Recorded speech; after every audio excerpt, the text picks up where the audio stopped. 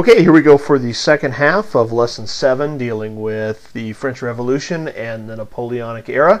This is Lesson 7b, and we're going to look at Napoleon Bonaparte, the French leader who came in to try to pick up the pieces after the French Revolution, and was also an incredible military leader. Not nearly as capable as a political leader, but as a military leader, almost one of the best ever. So we're going to talk a little bit about him and where we led France once we had this incredible change from chaos after a revolution into a very charismatic leader. There's going to be a short video. I'm sure I can hear the clapping in the background, but I want you to pay attention to some of the quick information we're going to go over in this one.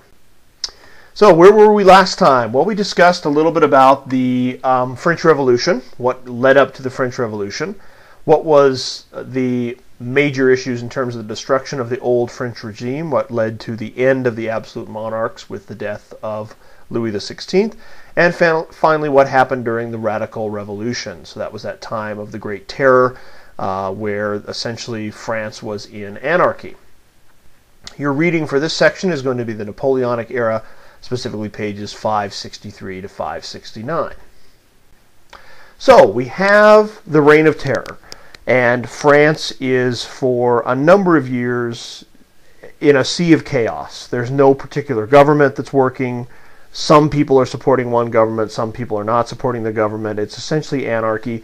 And through all that, the French people ultimately decide that what they really need more than anything else is stability.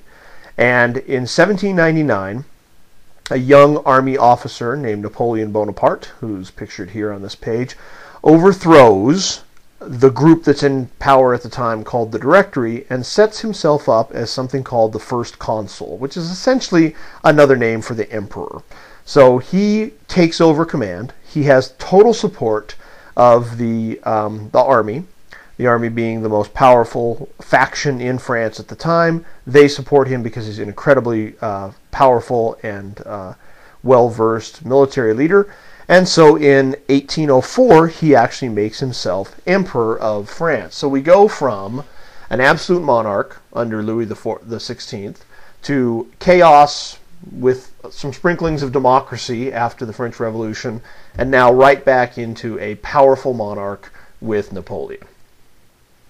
So what does Napoleon want to do? Well, he essentially has a foreign agenda, what he wants to do outside the country, and a domestic agenda, what he wants to do inside the country.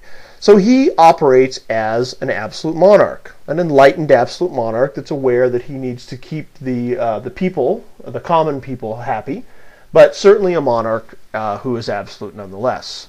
He makes peace with the Catholic Church, so tries to pull the Catholic Church back into the fold, a really important political thing to do. Clarifies the laws in France, that's called the Napoleonic Code, and develops a very strong civil service, which is called the bureaucracy. So all the people in government that do stuff day to day are called bureaucrats. The whole civil service is called a bureaucracy, and that starts to function under Napoleon. So what happens with his empire? Well, as I said, he's an incredible military leader, one of the most brilliant military minds in the history of the world, and he wants to increase the size of the French Empire because there's nothing that makes you more popular than winning wars back in this time. So he takes the French army and moves to take over territory near France.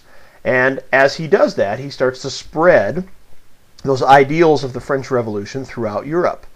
So he is moving south and he's moving east and taking over territory and kind of bringing in the French ideals and the French laws, etc.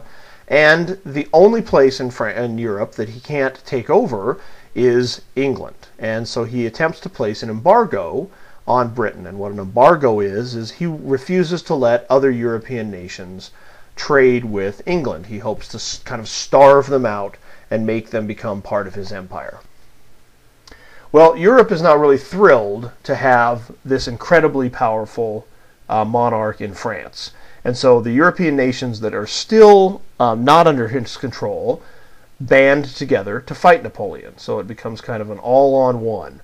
And Britain survives the embargo. They're able to still get supplies, a lot of those supplies from the United States. And they become the most powerful enemy that Napoleon has.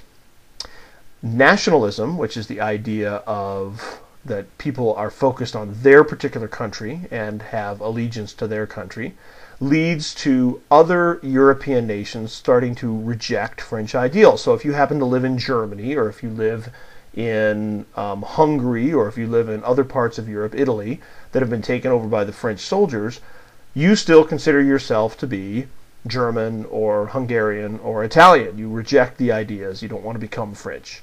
And in 1812, the French suffer their first defeat, their first major defeat, in Russia. They extend all the way into Russia, all the way east into Russia, but ultimately the Russian winter in 1812 pushes the French back. And it's their first major defeat, but it's one, it's kind of the fall of the Napoleonic Empire, the start of that.